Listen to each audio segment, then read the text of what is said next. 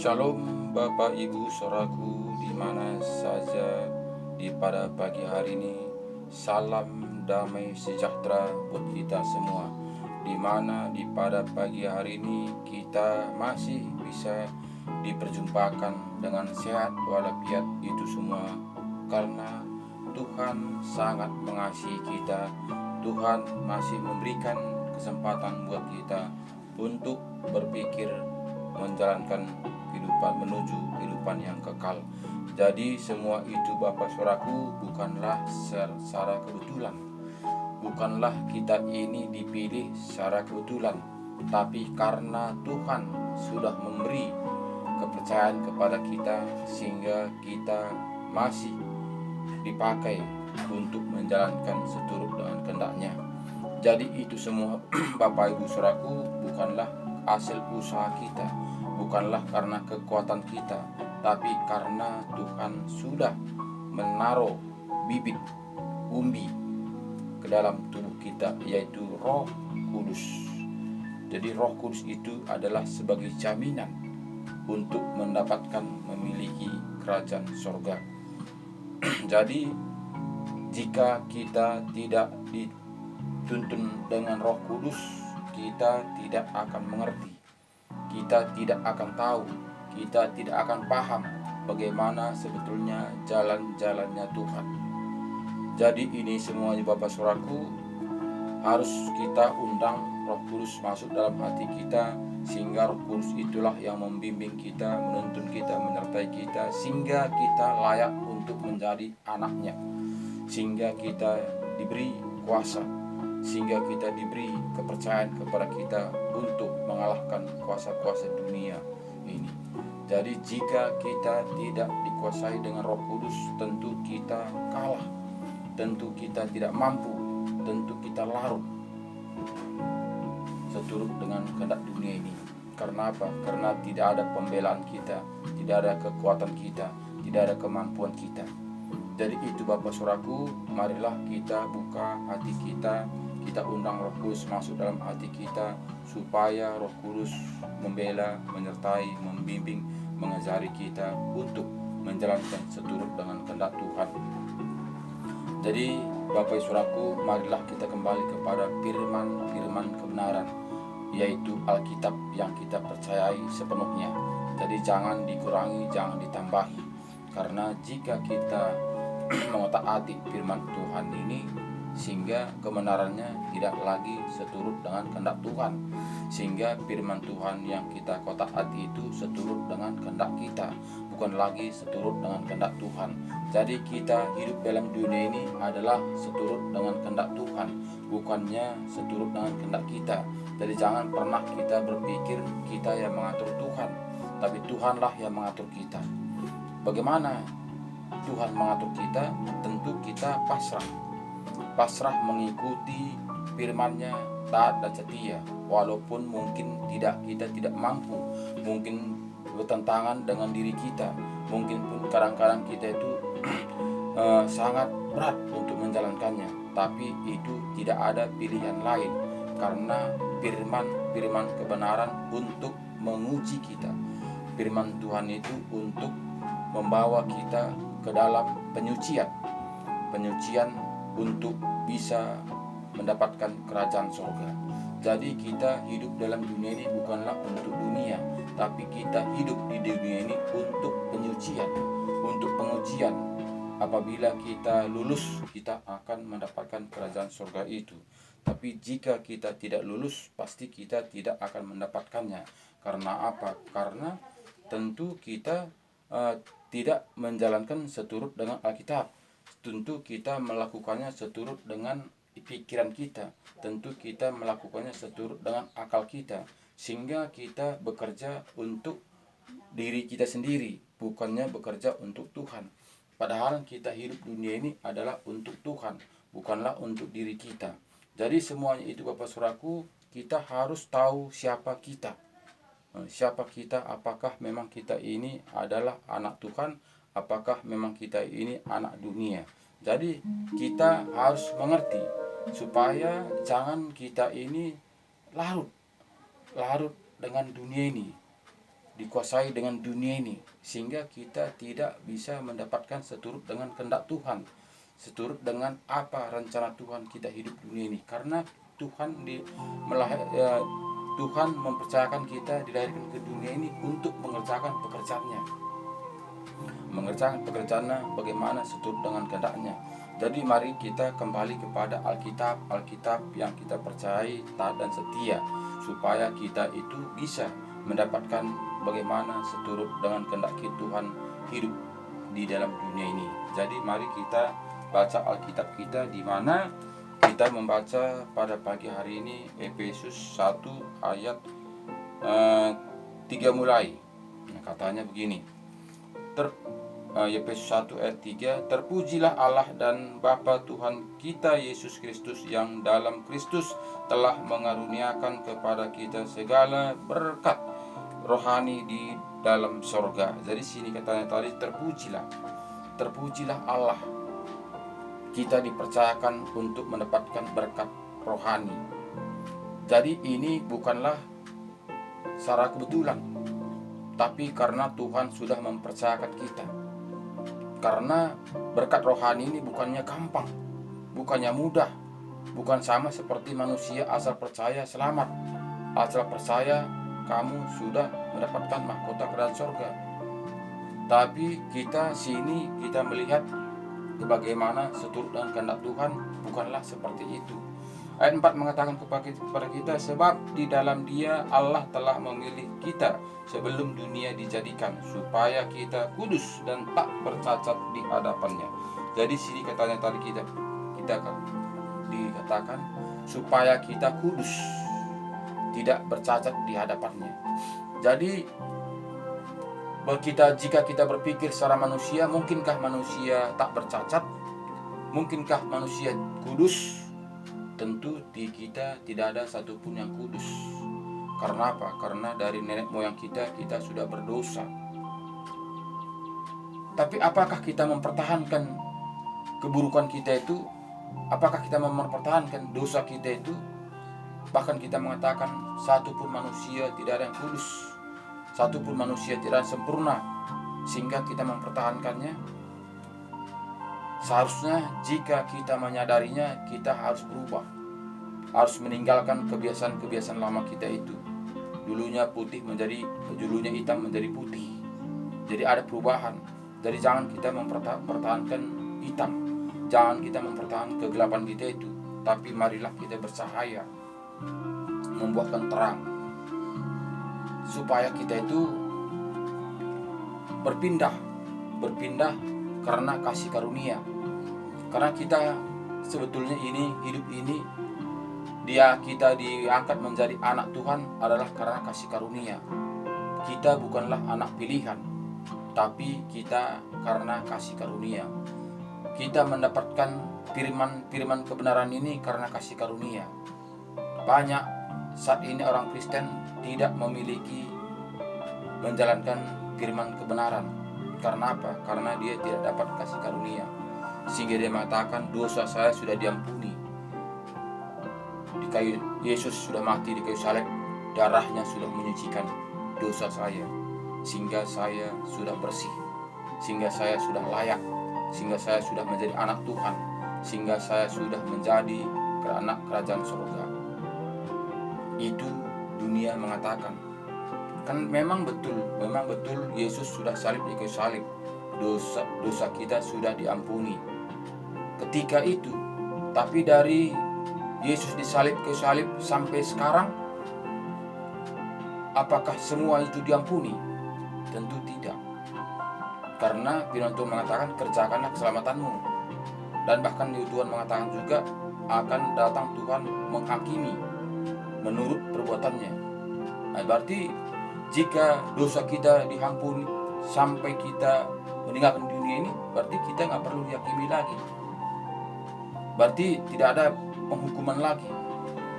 Karena apa? Karena kita sudah layak, sudah ditebus. Tapi kenapa Tuhan mengatakan kerjakan keselamatanmu? Kenapa Tuhan mengatakan Tuhan datang akan menghakimi menurut perbuatanmu? Karena masih ada perjalanan kita. Ketika Yesus disalib di kayu salib, dari situ ke depan masih ada perjalanan. Tidaklah kita Yesus disalib kita bersama-sama Tuhan Yesus mati. Tidak bersama-sama kita naik ke surga, tidak. Tapi kita tahu bahwa Yesus mati, bangkit, naik ke surga, kita masih tinggal di dunia.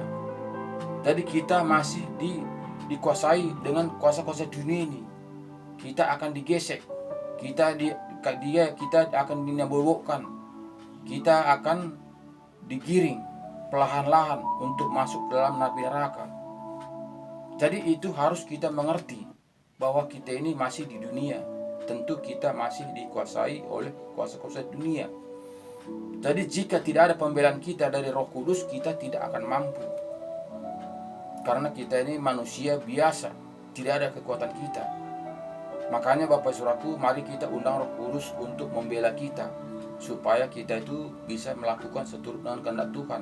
Roh Kudus akan membukakan rahasia-rahasia kebenaran firman Tuhan. Roh Kudus akan memampukan kita menjalankan seturut dengan kehendak Tuhan. Jika kita tidak penuh dengan Roh Kudus, tentu kita tidak sanggup. Tentu kita mundur. Walaupun mungkin kita menganggap kita ini seorang benar, mungkin pun kita ini sekarang kita menganggap kita anak-anak Tuhan, itu hanya menganggap. Jika kita tidak penuh Roh Kudus, kita tidak akan mampu menghindari kuasa-kuasa dunia ini.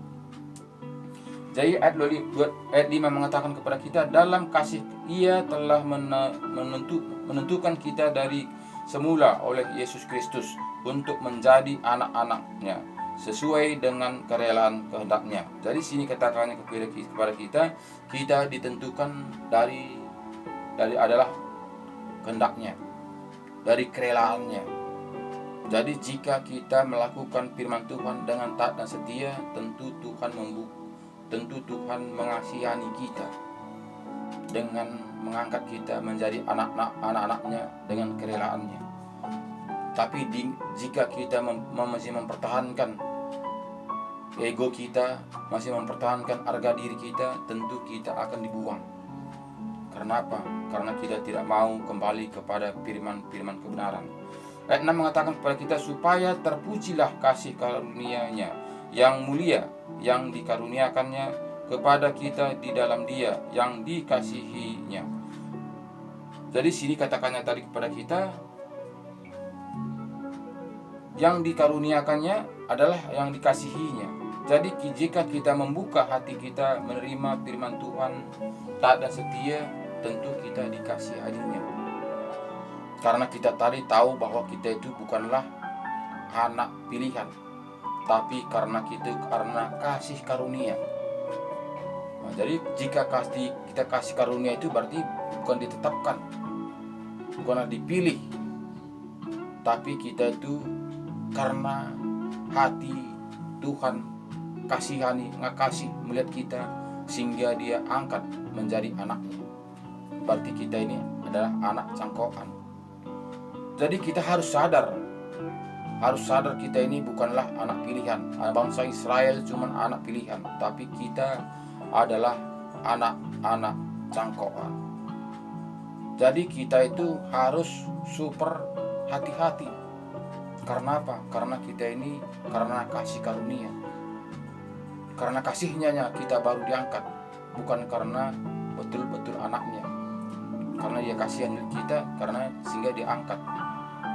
Jadi ayat 8 mengatakan kepada kita, yang dilimpahkannya kepada kita dalam segala kehikmat dan pengertian, sebab Ia telah menyatakan rahasia kehendak-Nya kepada kita sesuai dengan rencana kerelaannya, yaitu rencana kerelaan yang dari semula telah tetapannya di dalam Kristus. Jadi kita sini ini adalah dari kerelaannya.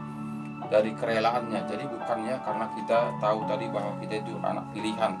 Jika kita mau taat dan setia melakukan firman Tuhan, Dia akan mengasihani kita sehingga kita mendapatkan kasih karunia. Jadi ayat 10 mengatakan kepada kita sebagai persiapan kegenapan waktu untuk mempersatukan Dia dalam Kristus sebagai kepala segala sesuatu, baik yang di sorga maupun yang di bumi. Aku katakan di dalam Kristus, karena di dalam Dialah kami mendapat bagian yang dijanjikan kami, yang dari semula ditentukan untuk menerima bagian itu sesuai dengan maksud Allah yang di dalam segala sesuatu bekerja menurut keputusan kehendaknya. Jadi sini katanya tadi, kita ditetapkan menurut kehendaknya. Jika ada Roh Kudus yang bekerja dalam hati kita ini, Roh Kudus mengajari, membimbing kita bagaimana berjalan seturut dengan kehendaknya. Jika kita tidak berjalan seturut dengan kehendaknya, tentu kita tidak akan mengerti bagaimana seturut dengan kehendaknya. Jadi ayat 12 mengatakan kepada kita supaya kami yang sebelumnya telah menaruh harapan pada Kristus boleh menjadi puji-pujian bagi kemuliaan-Nya. Di dalam Dia kamu juga, karena kamu telah mendengar firman kebenaran, yaitu Injil keselamatanmu. Di dalam Dia kamu juga ketika kamu percaya dimateraikan dengan Roh Kudus yang dijanjikannya itu. Jadi sungguh-sungguh benar bagaimana kita ketika kita membaca firman Tuhan taat dan setia, sehingga ada kasih karunia kepada kita. Tuhan mengasihi kita sehingga kita akan diangkat, dimateraikan dengan Roh Kudus sebagai jaminan supaya kita menjadi milik Allah. Jadi ini semuanya Bapak Saudaraku bukanlah hasil usaha kita, tapi itu semuanya karena kasih karunia. Jadi kita itu bekerja semaksimal melakukan kehendak Tuhan seturut dengan kehendaknya, taat dan setia. Hanya itu saja. Tapi yang memutuskan adalah Tuhan. Yang memilih kita itu adalah Tuhan, bukan kita memilih Tuhan. Bukan kita masuk Kristen itu berarti kita memilih Tuhan, bukan. Jika Tuhan tidak memilih kita, walaupun kita orang Kristen, kita tidak akan layak. Karena firman Tuhan mengatakan banyak yang datang, tapi sedikit yang terpilih. Nah, jadi firman Tuhan mengatakan sangat jelas. Jadi bukannya asal Kristen kita udah pasti selamat. Itu memang kata manusia. Tapi kata firman Tuhan, banyak yang datang, sedikit yang terpilih. Jadi itu harus kita merenungkannya supaya kita itu betul-betul yang terpilih. Jangan yang banyak-banyak datang. Karena kita melihat bagaimana di gereja sana, begitu banyak orang datang berduyun-duyun. Tapi bukan semua itu sungguh-sungguh menjalankan kebenaran firman Tuhan. Itu banyak yang diharapkan di situ. Ada yang mencari jodoh, ada yang mencari berkat, ada macam-macam lah. Yang dipikirkannya adalah hal-hal duniawi, sama seperti Petrus, pikiran duniawi. Jadi ini semuanya Bapak Saudaraku harus kita mengerti bahwa kita ini bukanlah memikirkan hal-hal duniawi, tapi kita ini sebagai anak-anak Tuhan adalah memikirkan hal-hal surgawi. Kita cerita ini buat renungan di pagi hari ini bukanlah cerita tentang dunia. Jika kita cerita tentang dunia, lebih baik kita meninggalkan Tuhan Yesus. Karena apa? Karena kita melihat yang tidak mengenal Tuhan Yesus, dia akan diberkati berlimpah-limpah. Kita melihat bagaimana kekayaan dengan luar biasa yang tidak mengikut Tuhan Yesus, karena semua hal dihalalkan. Tapi jika kita mengikut Tuhan Yesus, tentu sempit cara kerja kita untuk dunia ini. Ini tidak boleh, ini tidak boleh, ini tidak boleh, itu tidak boleh, tidak boleh, tidak boleh, tidak boleh. Sangat sempit. Jika kita mengikuti dunia ini, semuanya boleh. Jadi ini semua Bapak Saudaraku, pilihan adalah di tangan kita. Apakah memang kita yang tidak boleh itu? Apakah yang mau kita yang boleh itu? Itu kita yang menentukannya. Tentu walaupun kita mendapatkan seluruh dunia ini, tapi ini semua akan binasa. Makanya firman Tuhan mengatakan, apa gunanya engkau memperoleh seluruh dunia ini tapi jiwamu binasa? Itu firman Tuhan mengatakan. Jadi itu harus kita kembali kepada firman supaya kita sadar, supaya kita jangan pikiran kita adalah dunia ini, tentang dunia ini. Karena tentang dunia ini kita akan tinggalkan semua yang ada dalam diri kita ini, kita tinggalkan. Bahkan tubuh kita juga kita tinggalkan. Hanya tubuh kita ini kita pincang. Firman Tuhan mengatakan 70 jika kuat 80 tahun. Siap itu tubuh kita ini akan tinggalkan beserta semua isi dunia ini. Nah, jadi itu harus kita sadari. Jika kita tinggalkan tubuh kita ini beserta isinya, beserta dunia ini, kemana kita? Jadi dari Bapak Ibu Saudaraku, dari sekaranglah kita memikirkan itu supaya kita itu bisa mendapatkan di mana kita meninggalkan dunia ini, di mana yang janjikan Tuhan itu ada kerajaan surga. Jadi sini tadi jelas katanya kepada kita, di dalam Dia kamu juga, karena kamu telah mendengar firman kebenaran, yaitu Injil keselamatanmu. Di dalam Dia kamu juga, ketika kamu percaya, dimateraikan dengan Roh Kudus yang dijanjikannya itu. Dan Roh Kudus itu adalah jaminan bagian kita sampai kita memperoleh seluruhnya, yaitu penebusan yang menjadikan kita milik Allah untuk memuji kemuliaannya. Jadi ketika kita membaca firman Tuhan ini dan mau menaati dan taat dan setia, sehingga Roh Kudus akan dimateraikan dengan roh kita ini, disatukan dengan roh kita, sehingga Roh Kuduslah yang menuntun, membimbing, menyertai, membukakan rahasia kebenaran firman Tuhan. Itulah jaminan bahwa kita itu adalah anak-anak Tuhan, sehingga Roh Kuduslah yang membimbing kita, sehingga kita mendapatkan kuasa untuk mengalahkan segala isi dunia ini. Jika tidak ada Roh Kudus dalam dimateraikan dengan roh kita ini, kita tidak akan mampu mengalahkan isi dunia ini, karena setan begitu gencar-gencarnya untuk membantai semua manusia untuk masuk ke dalam api neraka. Jadi itu jadi itu Bapak Saudaraku harus kita sadari, supaya kita jangan digiring perlahan-lahan bersama iblis. Jadi cukup jelas firman Tuhan ini di pada pagi hari ini adalah firman kebenaran. Jadi sini tadi katanya ayat 13, di dalam Dia kamu juga, karena kamu telah mendengar firman kebenaran. Jadi firman kebenaran, jangan aja firman banyak firman, tapi firman sukses, firman bahagia, firman berkat. Itu bukanlah menyucikan kita, bukanlah menguji kita, bukanlah itu mendapatkan kerajaan surga, tapi itu mendapatkan kerajaan dunia ini, sehingga itu dialihkan menjadi firman berkat. Jadi jika kita memang betul-betul melakukan seturut dengan kehendak Tuhan, firman Tuhan ini tidak bisa cerai-beraikan, tidak bisa dipisah-pisah, tapi dia sesuai dengan judul, sesuai dengan tema, harus kita imani, harus kita praktekkan, harus kita taati dan setia. Jadi jangan kita pilih-pilih yang mana yang kita suka. Ketika firman ini dikatakan diberkatilah engkau, sehingga kita buat garis bawah untuk ayat favorit.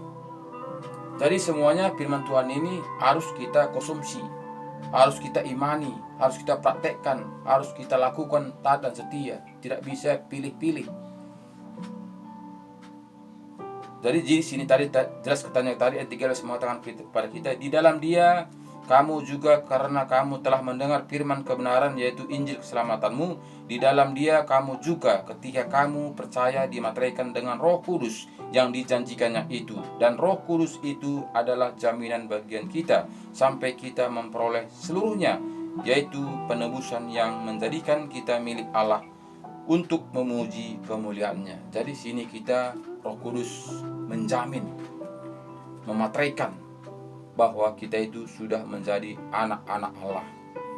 Jadi Bapak Saudaraku, marilah carilah sampai dapat Roh Kudus itu, supaya kita betul-betul dituntun, disertai, diajari, dibukakan rahasia kebenaran firman Tuhan.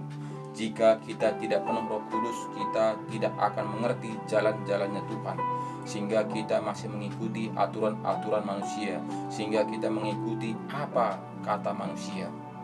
Jika kita hanya mengikuti apa kata manusia, kemanakah kita ini? Apakah bisa manusia menyelamatkan kita? Apakah bisa manusia memberikan keselamatan kepada kita?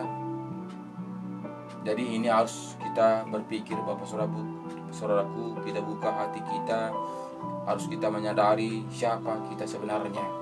Apakah kita ini memang anak-anak Tuhan? Apakah kita ini memang anak-anak dunia? Apakah kita mau menuju kerajaan surga? Apakah kita mau menuju kerajaan api neraka? Jadi yang menentukan adalah kita. Tuhan sendiri tidak memaksa kita. Tuhan juga memberikan kepada kita hak bebas. Mau lebar, mau sempit, tergantung kita.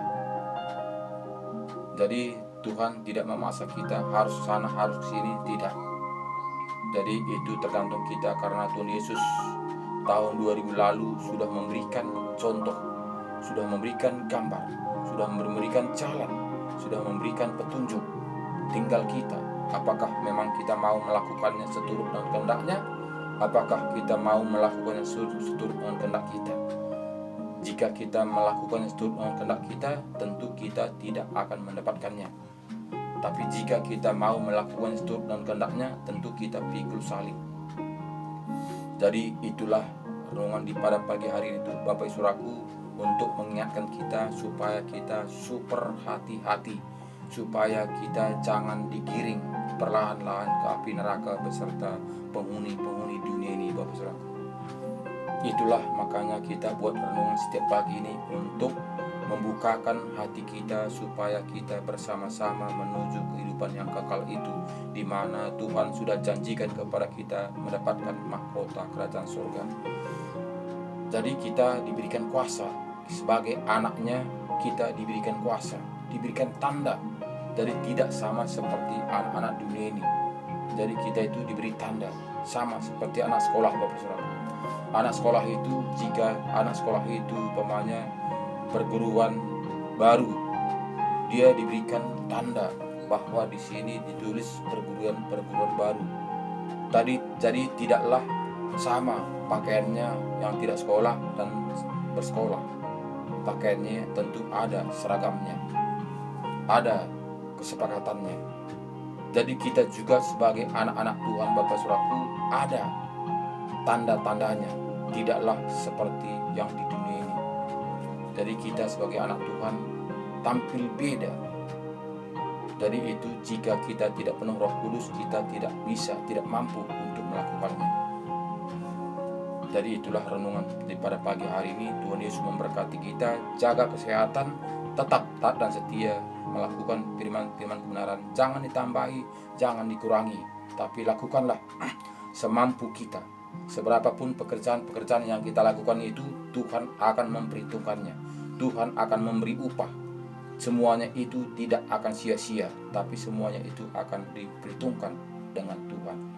Terima kasih banyak. Tuhan Yesus memberkati kita. Shalom.